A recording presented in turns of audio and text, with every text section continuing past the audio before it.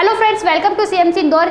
मैं साक्षी आप सभी का सीएमसी इंदौर में हार्दिक स्वागत करती हूँ। फ्रेंड्स, यहाँ पर आपको एक और वैकेंसीज के दरवाजे खुले हैं। जी हाँ, अब आप कहोगे कि मैं ऐसा क्यों बोल रही हूँ। मैं ऐसा इसलिए बोल रही हूँ क्योंकि जो पहले पंचायत सचिव की भर्ती यानी कि पंचायत सेक्रेटरी, अगर आपने पंचायत वेब सीरीज देखी हो तो आप पंचायत सचिव की अहमियत बहुत अच्छे से जानते होंगे, है ना। तो यहाँ पर जो पंचायत सेक्रेटरी की जो भर्ती है अब वो ऑनलाइन मोड पर होगी। अब ये वैकेंसीज के दरवाजे क्यों खुले, मैं ऐसा क्यों बोल रही हूँ क्योंकि अपने आप में ये काफ़ी अच्छी वैकेंसी है। और पहले ये जो भर्ती होती थी वो ऑफलाइन मोड पर होती थी। कब भर्ती आती थी और कब निकल जाती थी हमें कुछ पता ही नहीं है, क्योंकि हम तो यहाँ पर कांस्टेबल कब आएगा, एसआई कब आएगा, ये वाली वैकेंसी जो बड़ी वैकेंसीज है हम सिर्फ उन्हीं के उसमें रहते थे। जबकि ये जो वैकेंसी है इसमें जितनी सैलरी मिलती है अप्रॉक्स उतनी ही सैलरी आपको कांस्टेबल में मिलती है ना। अप्रॉक्स बोल रही हूँ, थोड़ा बहुत अंतर हो सकता है, थोड़ा बहुत क्या बहुत अंतर होगा, लेकिन यहाँ पर ये भी तो सरकारी नौकरी है, वो भी परमानेंट, है ना। और मेन चीज़ ये है इसमें आपको कुछ नया पता पड़ने वाला है। तो यहाँ पर इसीलिए बोला कि ये दरवाजे खुले हैं। तो चलिए जानते हैं ये वैकेंसी है क्या। और यहाँ पर अब ये ऑनलाइन मोड पर आएगी तो हमको सिर्फ एक्टिव रहना है कि कब ये वैकेंसी हमको देखने को मिलेगी। तो सबसे पहले तो इसके बारे में जानते हैं कि अब जो मध्य प्रदेश की पंचायत सचिव की भर्ती कैसे की जाएगी, आवेदन प्रक्रिया होगी। मेन पॉइंट तो क्या है, आवेदन प्रक्रिया पहले इनमें संशोधन किया गया है।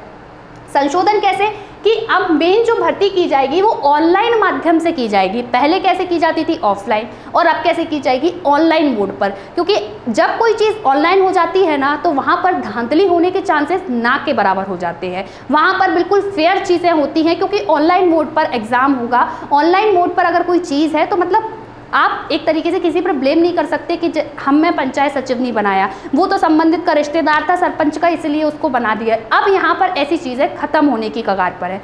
एक और चीज़ स्पेशल इसमें देखने को मिलेगी जो मैं आपको बताऊंगी कि यहाँ पर मध्य प्रदेश पंचायत सचिव जॉब के माध्यम से आप क्या कर सकते हो, यहाँ पर पंचायत विभाग के द्वारा ही क्या की जाएंगे, इसके फॉर्म निकाले जाएंगे। तो पहले तो हमें ये देखते रहना है कि कब इसके फॉर्म आएंगे, हमें तुरंत ही फिल कर देना है, ठीक है। अब आवेदन पूर्ण रूप से ऑनलाइन माध्यम से ही स्वीकृत किए जाएंगे और मध्य प्रदेश की समस्त ग्राम पंचायत सचिव की भर्ती अब ऑफलाइन रूप से पूरी तरीके से क्या कर दी गई है, बंद कर दी गई है। अब ऑफलाइन रूप से भर्ती नहीं होगी। अब जो भर्ती होगी वो ऑनलाइन ही होगी। और किसी एक और मेन पॉइंट देखो, पहले क्या होता था, अभी अगर मैं बात करूँ साल भर पहले ये वैकेंसी आई थी और मैं इस वैकेंसी में मैंने बहुत हाथ पैर मारे। एक्चुअल मैं खुद का बताऊँ कि भाई फॉर्म भर जाए, कैसे तो भी भर जाए, पर क्यों नहीं भर पाई मैं, क्योंकि गांव का क्या नहीं था, यहाँ पर मूल निवासी नहीं था। आप पंचायत सचिव जो भर्ती आती है आप उसमें कब फिल कर सकते हो, जब आपके पास गांव का मूल निवासी हो। अगर आपके पास वो नहीं है तो आप इस वैकेंसीज के लिए अप्लाई नहीं कर सकते थे पहले। लेकिन अब इसमें एक और बहुत बड़ा मेजर चेंज क्या किया गया है कि यहाँ पर जो पंचायत सेक्रेटरी के सचिव की जो भर्ती आएंगी वो ऑनलाइन माध्यम से तो होंगी, साथ में अब एक और नियम संशोधित किया गया है कि किसी भी पंचायत में जिले का कोई भी अभ्यर्थी आवेदन कर सकेगा। मतलब अगर आप अपने एक टॉपर हैं, आपकी बहुत अच्छी परसेंटेज है, आपका ये सब चीज़ें, तो यहाँ पर जो पंचायत सचिव की भर्ती आएंगी अब उसमें हम क्या कर सकते हैं, ऑनलाइन आवेदन कर सकेंगे। और जिले का कोई अभ्यर्थी, पहले क्या होता था, मान लो संबंधित गांव का नाम ए है ना, और ए गांव का ही आपको मूल निवासी होना चाहिए तो ही आप इसके लिए एप्लीकेबल हो पाओगे। तो भाई बहुत कम लोग एप्लीकेबल हो पाते थे। हम जिले में रह रहे हैं, हमारे जिले का मूल निवासी, तो यहाँ पर हमारे जिले में जितनी भी सारी पंचायत आती हैं हम उनके लिए क्या हो जाएंगे, अब एप्लीकेबल हो जाएंगे। तो इसका मतलब हम इस फॉर्म के लिए क्या कर सकते हैं, अप्लाई कर सकते हैं। इसके साथ ही अब किसी भी आवेदक को उसके मूल निवास अर्थात गृह पंचायत में नियुक्ति नहीं दी जाएगी। समझ रहे हो, जितना भी घपला हो सकता था अब नहीं होगा आपकी नज़र में, है ना। वैसे तो नहीं होता है क्योंकि जो वाकई में काबिल होता है उसी को वैकेंसी मिलती है, लेकिन हम सोचते हैं, हमारी ये सोच ही रहती है अगर कोई पड़ोसी लग जाता है ना ज़रूर इसने कुछ ना कुछ कारनामे किए होंगे, लेकिन वास्तव में ऐसा नहीं होता, मेहनत से लगते हैं। लेकिन ये ऑफलाइन भर्ती होती थी, अब क्या होगा, ऑनलाइन भर्ती। और क्या बोल दिया गया, अगर आप एक गांव के मूल निवासी हो तो आप उस गांव में कभी पंचायत सेक्रेटरी नहीं बन सकते, पंचायत सचिव आप उस गांव में नहीं बन सकते, पड़ोसी में बन जाओगे लेकिन उसमें नहीं बनोगे। तो यहाँ पर फेयर सर्विस का एक और मेन पॉइंट, पहला ऑफलाइन बंद कर दिया गया है, ऑनलाइन होगा। दूसरा, जिले का कोई भी अभ्यर्थी भर सकता है, मतलब खुली प्रतियोगिता हो गई। तीसरा, अब यहाँ पर क्या बोल दिया गया है कि गांव का मूल निवासी उसमें नहीं भर पाएगा, दूसरे गांव का भरेगा या जिले का भरेगा।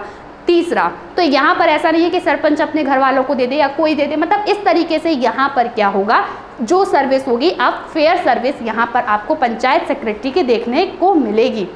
लेकिन यहाँ पर जो 50% पद जो आरक्षित रहेंगे वो ग्राम रोजगार सहायक के लिए आरक्षित रहेंगे। मतलब 100 वैकेंसी में से 50 वैकेंसी तो कौन ले जाएगा?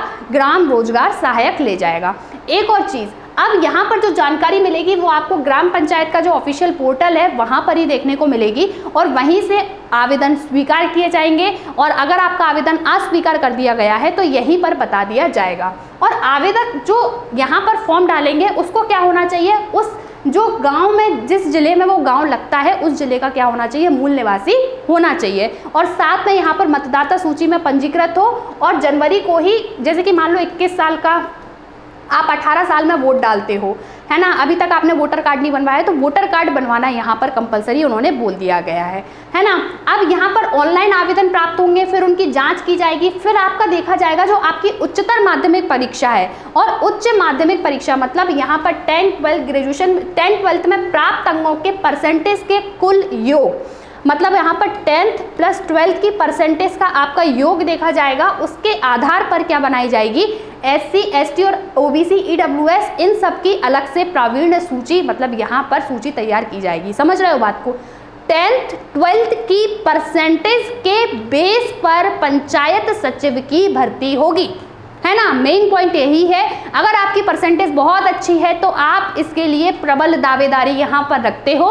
दोनों की मिलाकर परसेंटेज यहाँ पर निर्धारित की जाएगी और ये चीज़ें आप देख सकते हो। कोई एग्जाम नहीं देना, बस फॉर्म भरने जाना है, जब भी आएगा, अभी आया नहीं है ना।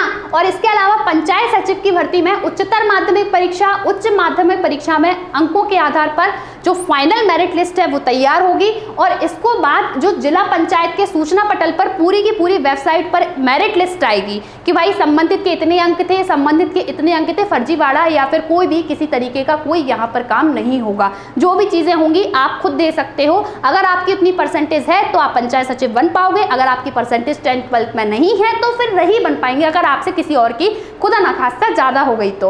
अब इसके बाद प्रकाशन की 7 कार्य दिवस की अवधि के भीतर ही आपत्तियां बुलाई जाएंगी, फिर उसके बाद आपत्तियों के बाद पूरी फाइनल मेरिट लिस्ट यहाँ पर आएगी। अगर एक और चीज़ है, यहाँ पर मध्य प्रदेश ग्राम पंचायत सचिव भर्ती में यदि अंक समान है तो समान होने पर मान लो एज ज़्यादा है, जैसे एक 18 साल के लड़के ने भरा है और एक 29 साल के लड़के ने फॉर्म भरा है, दोनों के नंबर सेम है, तो यहाँ पर 29 ईयर जिस लड़के की उम्र है उसको क्या किया जाएगा? यहाँ पर प्रायोरिटी दी जाएगी।